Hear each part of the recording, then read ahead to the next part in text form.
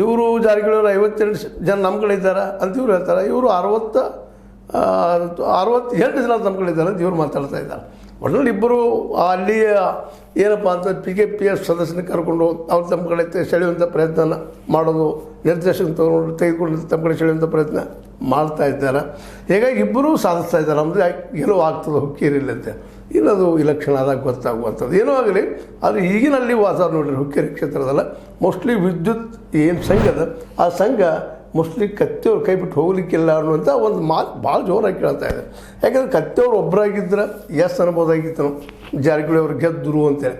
But ಏನಾಗ್ಯದಪ್ಪ ಅಂದ್ರೆ AB ಅವ್ರ ಬಗ್ಗೆ, AB ಪಾಟೀಲ್ ಬಗ್ಗೆ ನಮ್ಮ ಸತೀಶ್ ಅವರಾಗಿರ್ಬೋದು, ಬಾಲಚಂದ್ರ ಜಾರಕಿಹೊಳಿ ಅವರಾಗಿರ್ಬೋದು, ಇನ್ನುಳಿದವರಾಗಿರ್ಬೋದು ಸಾಫ್ಟ್ ಕಾರ್ನರಾಗಿ ಮಾತಾಡ್ತಿರ್ಬೋದು. ಆದರೆ ಅವರಲ್ಲಿ ಯಾವುದು ಅಂತ ಹೇಳ್ಕೊಳ್ಳೋಂಥ ನಾಯಕತ್ವ ಇವತ್ತಿಲ್ಲ, ಹಿಂದಿತ್ತು ಅನ್ನುವಂಥ ಮಾತು ಮಾತಾಡ್ತಿರ್ಬೋದು. ಆದರೆ ಅಲ್ಲಿ ಜನ AB ಪಾಟೀಲ್ ಬಗ್ಗೆ ಹುಕ್ಕೇರಿಯಲ್ಲಿ ಒಂದು ಗೌರವಾನ್ವಿತವಾದಂಥ ಹೆಸರದು. ಕತ್ತಿಯವ್ರ ಬಗ್ಗೆ ಟೀಕೆಗಳಿದ್ದಾವೆ ಇಲ್ಲಂತಲ್ಲ. ಕತ್ತಿಯವ್ರು ಟೀಕೆ ಮಾಡ್ತಾ ಇದ್ದಾರೆ, ಅವರಿಂದ ಸಾಕಷ್ಟು ತೊಂದರೆ ಆಗಿದೆ ಅಂತ ಅನುಭವಿಸೋರು ಹೇಳ್ತಾ ಇರ್ತಾರೆ. ಯಾವುದೋ ಕಾರಣಕ್ಕಾಗಿರ್ಬೋದು ತೊಂದರೆ ಒಂದು ರೀತಿ ಆಗಿರೋದಿಲ್ಲ. ವಿರೋಧಕ್ಕಾಗಿರೋ ತೊಂದರೆ ಆಗಿರ್ತದೆ, ಮತ್ತೊಂದು ಆಗಿರ್ತದೆ. ಮತ್ತೊಂದು ರೀತಿ ಏನಪ್ಪ ಅಂದರೆ ಕತ್ತಿಯವರು ಒಂದು ರೀತಿ ಡಾಮಿನೆನ್ಸಿ ಮನೋವೃತ್ತಿ ಅವರು, ನಾವು ಹೇಳಿದಂಗೆ ನಡಿಬೇಕು ಅನ್ನೋಂಥ ಹಠದವ್ರು. ಹೀಗಾಗಿ ಅವ್ರ ಬಗ್ಗೆ ಒಂದು ಸ್ವಲ್ಪ ಅಪಸ್ವರ ಅಲ್ಲಿ ಇದ್ದಿದ್ದೀನಿ ಸುಳ್ಳಲ್ಲ. ಆದರೆ AB ಪಾಟೀಲ್ ಜೊತೆಗೂಡಿದ್ದರಿಂದ AB ಪಾಟೀಲ್ ಅವ್ರು ಕನ್ವಿನ್ಸ್ ಮಾಡ್ತಾ ಇದ್ದಾರೆ ಜನರಿಗೆ, ಇಲ್ಲ ನಾಳಿದ್ದೀನಪ್ಪ ಈ ಸಲ ಅವ್ರ ಜೊತೆಗೆ ಅವ್ರಿಗೆ ಆಗ್ಲಿಕ್ಕೆ ಸಾಧ್ಯ ಇಲ್ಲ, ಏನೋ ಹುಂಬತನ ಮಾಡಿರ್ಬೋದು ಅವರು, ಅದು ಭ್ರಷ್ಟರಲ್ಲ ಅನ್ನೋಂಗೆ ಅವ್ರು ವಾದ ಮಾಡ್ತಾ ಇದ್ದಾರೆ.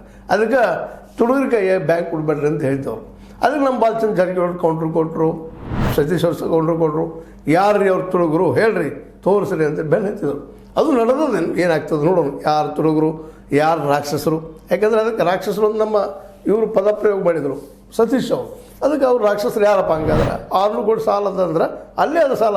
ನಾವು ಹೈದರಾಬಾದಾಗ ಹೋಗೋರೆಲ್ಲ ಆನ್ಸರ್ ಮಾಡೋ ಅವಶ್ಯಕತೆ ಇಲ್ಲ, ಅಲ್ಲಿ GB ಒಳಗೆ ಕೊಟ್ಟು ಉತ್ತರ ಅದಕ್ಕೆಲ್ಲ ಅಂಥೇಳಿ ಕತ್ತಿಯವ್ರು ಜಾರ್ಕೊಳ್ಳೋ ಪ್ರಯತ್ನ ಮಾಡ್ತಾಯಿದ್ದಾರೆ. ಆ ವಿಷಯಕ್ಕೆ ಬಂದಾಗ ಆದಷ್ಟು ತಾವು ಪ್ರಾಮಾಣಿಕರು ಬಂದು ಹೇಳ್ಕೊಳ್ಳೋಂಥ ಇದಿಗಾರ್ಗಿಂತ ತೋರಿಸ್ತಾ ಇದ್ದಾರೆ. ಆದರೆ ಅದಕ್ಕೆ ಸುಮ್ಮನೆ ಕೂಡ್ತಾ ಇಲ್ಲ ನಮ್ಮ ಸತೀಶ್ ಅವರು. ಆದರೂ ಇಲ್ಲ ಅದು ತೋರಿಸಪ್ಪ ಇಲ್ಲದ ಕೇಳು ಹಕ್ಕದ ನಮಗೆ ಅನ್ನುವಂಥ ಮಾತಾಡ್ತಾ ಇದ್ದಾರೆ. ಹೌದು, ಪ್ರಜಾಪ್ರಭುತ್ವದಲ್ಲೇ ಒಂದು ಸಹಕಾರ ರಂಗದಲ್ಲೇ ಕೇಳುವಂಥ ಹಕ್ಕು ಎಲ್ಲರಿಗೂ ಅದು. ಇಲ್ಲಪ್ಪ ನಾವು ತೋರಿಸ ಹದಿ ಬೀಜಂತ ಇಲ್ಲ ಅನ್ಲಿಕ್ಕೆ ಬರೋದಿಲ್ಲ. ಸ್ವತಂತ್ರವಾದ ಮೀಡಿಯಾಗೆ ಬೇಕಾಗಿರುವುದು ಸ್ವತಂತ್ರ ಧ್ವನಿ. ಆ ಸ್ವತಂತ್ರ ಧ್ವನಿ ಉಳಿಸಲು ನೀವು ಮಾಡಬೇಕಾದದ್ದು ಇಷ್ಟೇ. ಅದೇನಪ್ಪಾ ಅಂತಂತಂದ್ರೆ ನಿಮ್ಮ ಕೈಲಾದಷ್ಟು ಸಹಾಯ ಈ ಚಾನಲ್ಗೆ ಮಾಡಿ ಹಾಗೂ ನಿಮ್ಮ ಧ್ವನಿಯನ್ನು ಕಾಪಾಡಿಕೊಳ್ಳಿ.